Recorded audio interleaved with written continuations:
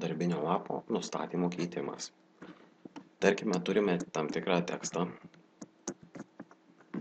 ir norime suformuoti paraštės, tarkim.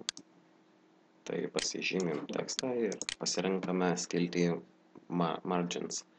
Ir čia yra, kaip dažniausiai vartojamas, tai yra užstatytas normalinis, kad nuo viršaus 1 colis, nuo kairės, nuo apačios ir nuo dešinės po 1 colį būtų atstumta. Galime pasirinkti siaurą, kad būtų mažesnės paraštės ir taip toliau. Čia yra visokių stilių.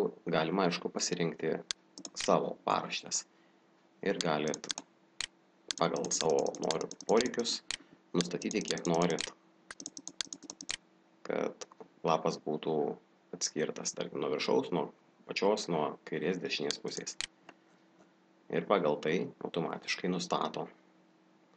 Taipogi galima pasirinkti lapo išdėstymą. Tarkim, dabar yra parinkta portretas, gali pasirinkti, kad būtų lapas paguldytas. Ir tuomet atitraukus matome, kad į lapą yra paguldyti. Galime viską sugrąžinti. Taip pat galima rinktis lapo formatą, tai laiško tipas ir taip toliau. Ir dar vienas dalykas, tai tarkim gali pasirinkti, kad rodytų linijų numerius.